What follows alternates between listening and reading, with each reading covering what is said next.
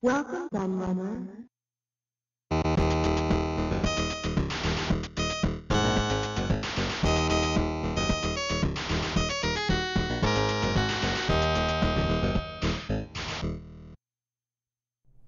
Hello everybody, Kieran aka the Laird here, and I'm back with a second look at Super Action magazine. And you may remember me looking at two issues, sorry not three, I was about to say three, two issues a little while back on the channel. And for the first time, because I'd never owned a SNES back in the day, never bought Super Action magazines, so it's pretty much the first time I looked at them, so it's as interesting for me as it was for you if you've never seen them before as well. But I'm sure a lot of you will be familiar with Super Action because it was quite a popular SNES magazine in the UK back in the day. So I looked at two issues, which was these two, which was interesting because this was the older one, March 93, and then we had May 93, and they had a completely different look and design, different price, £1.95.99, and this one was bigger, thicker than that one as well, which is obviously one reason why there's such a price difference. But it was interesting to see the difference. This seemed more like it was aimed at younger people, and this one was a bit cooler and more sort of teenage cool like. So they kind of changed up the look and feel of the magazine as well. And I have two more to look at, which is the one you can see there is Striker on the cover, which is July 93, and this one, which is June 93, so consecutive issues. And this says fist pumping rubber burning fun with exhaust heat 2, but it shows a picture of the Jaguar XJ220, which I'm pretty sure is not in the game. But that was such a cool car at the time, obviously, because for a while the Jaguar XJ220 was the fastest car in the world, fastest production car, called so because it could do 220, and everyone in the UK thought it was amazing that the UK, not Italy or America, had the fastest production car in the world. We all thought it was amazing. So the Jaguar XJ220 was the epitome of cool for quite a long time. So let's have a look what else is in this issue. So starting off with a cool Konami advert for three very cool games, especially Axelate, as I've talked about before. And then what we got? So we've got RoboCod, aka Super James Pond, as it's called on the SNES. Dragon Ball Z, F1 Exhaust Heat 2, Hit the Ice, NBA Basketball, PGA Tour Golf. There's quite a few sports games in here then, isn't there, in this one? Not a particularly good lineup of games in this issue, actually. Nothing really famous or well known that leaps at you and go, oh, you know, that was a big game. Nothing there at all, actually.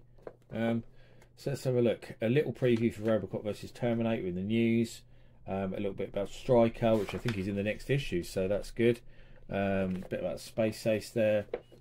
Super 16 controller. I liked that controller. I thought it was really good. The Competition Pro ones with the auto fire switches, they were great. Really good controllers.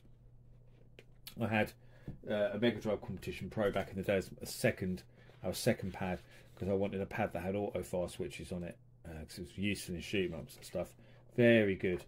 And that's James Pond Aquatic Games actually down the bottom there. So you can win one of those joypads as well, so that's pretty good.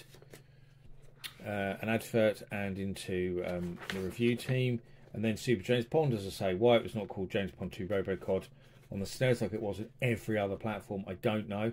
Why they decided to call it Super James Pond, yeah, mystery to me, but there we go. They gave it 90. Yeah, it's okay. I'm not really a fan of that kind of platform game there. So Cal Ripken Jr. I hate baseball games. I've never played that, and I never would play it because I hate baseball games. But they quite liked it. They gave it 85. F1 Exhaust Heat 2. That's really good. I love both F1 Exhaust Heat games on the Super Nintendo. I think they're really good. So that one they gave, let's look, 95. So yes, I totally agree with them there. Brilliant game. Really good use of Mode 7, not just using it just for the sake of using it to sort of do something fancy in the game. It actually has a practical use in the F1 Exhaust Heat games. Shanghai 2 Dragon's Eye. Great. I love all Shanghai games, so brilliant. They gave it 85 even, so they liked it. Captain Novolon, which I've never heard of ever. I've no clue what that game is, and I've never seen it before. But looking at the screenshots, it looks rubbish. And they said it was rubbish and gave it 47. I'm not surprised. Super Strike Eagle. See, that's interesting because it's basically a conversion of F-15 Strike Eagle from the home computers. But on the SNES version, they made it a bit more arcade-like and added in loads of kind of Mode 7 effects. I think it looks quite interesting. I'd quite like to try it out because I've never actually played it, so I must correct that. I give it 86, so that encourages me to try it out a bit more. Hit the Ice, which is kind of NBA Jam but hockey, basically, and it's by Williams. Obviously, Williams Midway were the same company at that point, so yeah, interesting. Kind of they copied NBA Jam and turned it to hockey. Basically, they gave it 65. I've never played the SNES version, but I do quite like it. I've played it on the Mega Drive and I've played it on the PC Engine. Dragon Ball Z, yes, Z, and you'll get with the American. It's Z, Dragon Ball Z, but apparently the actual correct way to pronounce it in Japanese is Z as well. So yeah, apparently I've been told that several times that actually we say Z in the UK, and that is the correct way to pronounce it. They hated it. They gave it 16. It does look rubbish, and it's like ZX Spectrum. It's not ZX Spectrum, is it? So yeah. Super NBA Basketball. Who's that by? Tecmo. Oh, that's interesting. They liked it. 87. Ultimate Magazine is coming soon. Can you wait for the next level? So they're teasing a Mega Drive magazine as well at the same time. You'd think the Mega Drive being out before the SNES in the UK and the Mega Drive being more popular than the SNES in the UK, they would have done a Mega Drive magazine first, wouldn't you, before a SNES mag? But apparently not. PJ Tour Golf, they gave it 77. I love the PJ games, so I'm in a dream holiday. The World is Flat Shiny, so that's looking at CDI and photo CD and video CD. Talk about 3DO coming. 3DO wasn't out yet. There's the letters pages, and here's that weird big section of adverts in the middle that I talked about last time. You can fill out an opinion thing. What magazines do you read? Super Action, Super Play, or Super Pro? Some more competitions and some more adverts and some tips and cheats. Star Fox Assault on Venom. There's a guide to that. Sneak preview Troddlers. Can't say I'm aware of that game particularly. Never played it. There we go. And there's a roundup that they put at the back, which I really like, especially the way in these issues, later issues, they split it into genres as well, which I think is a good way of doing it. So if you like a particular genre, you just look it up. And then next month, which we'll be looking at the moment, it says Lawnmower Man, Bubsy and Striker. And then there's Turn Up the Heat Nintendo. Ocean advert on the back to Lethal Weapon, Cool World and Pugsley's Scavenger Hunt. So let's do a swap now. Don't fall down. I'm just trying to fall down. So there we go. Striker on the cover, as I say. It also says Super Bomberman, Powermonger, Wayne's World. Interesting. So it doesn't look like there's anything massive in terms of big name games in this one either. Yeah, I mean, some stuff that's kind of well known-ish, but nothing really big name games. I mean, Asterix in there, Pop and Twinbee as well, American Gladiators, Tom and Jerry. So now real sort of big, famous SNES games again. We'll have a look and see what's in here. So there's Bubsy again. There's Street Fighter 2 Turbo Edition. Talked about that. Aquatic Games again. They had a preview on that in the other one, didn't they? Talk about Alien vs Predator. So they looked at it. So they're saying it's coming to Europe and it's going to be improved, but I'm guessing it wasn't because it was still rubbish. I played it. So there we go. So it starts off with Powermonger. That's their first review. I really love Powermonger. I think it's a really, really good strategy war game. And I played the shit out of the ST version. Absolutely loved it on the ST. They gave it 87. So at that time I had a Mega Drive and an ST, so I could still play games like that on the ST, which were much more suited to the ST with the mouse control. It was great. There's Wayne's World, which I think is absolute rubbish. They gave it 69, so they weren't that impressed.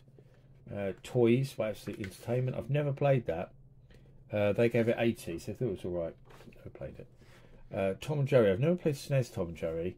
I don't know if it's the same as the one that's on Sega consoles. I don't think it is. They gave it 78. It looks quite generic. Family Dog. Can't say I've ever heard of Family Dog. It doesn't look very good. They gave it 72. American Gladiators I have played because I remember playing it for when I did an article in Magitech Design. because they made American Gladiators for Game Tech. In fact, you can see there Magitech on the billboards there, and yeah, it's quite rubbish. They gave it 48, so yeah, I agree with that. Doomsday Warrior, I've never played that. They quite liked it. 81. That's a renovation game. That in itself makes it interesting. Pop and Twinbee, very very good game, really good, cutesy shoot 'em up. They liked it as well. Would they give it 92? Yeah, I'm talking about licensed games here. I look at the Macaulay Culkin at the top there. The letters page. So Secrets of the SNES. So it goes into all of the internals, talking about all the different chips and stuff like that for the person who doesn't know. Quite interesting that, and they go down all the features of it. That's a good way of doing it, actually. I quite like that. Chupa Chups, yeah. You've always got these in like chemists. If you went in the chemist, you get one of those on the counter. Any good reason to go in the chemist was to get a lollipop like that. Adverts bit, tips and cheats bit, including a Super Swiv guide. And then we've got sneak preview of Super Bomberman, which of course is brilliant because all versions of Bomberman are. It's a preview for Striker, despite it being on the cover, so it's not a review. But I really like Striker. It's probably my favourite SNES football game. Between that and International Superstar Soccer, they're both really good on the SNES. Sensible Soccer's crap on the SNES, it's too slow. But yeah, the Striker is very good. I liked it on the ST, so on the console version I've got extra features. Asterix, I've never played the SNES version, so I can't comment, but that's a preview as well. And then the review roundup. So say hello. So they've put the latest ones there in a little box out. Here's Toby, so some sort of cartoon. Winston Chupa Chups. And there's our expensive competition lines. And then in the next month had Tasmania World Class Rugby Lost Vikings, so nothing that exciting there either. So a few quite lean months in terms of really big name games, but yeah, that's it. That's Super Action Magazine. I've now looked at 2 of them in this video and two in the other videos. That's 4 in total, and that's all the issues that I have for now. But perhaps if I acquire more, I may look at it again in the future. But I'm sure I'll be looking at another magazine on the channel very very soon. So as always, thanks for watching. I've been the Laird, and I'll see you all again very soon. Bye bye.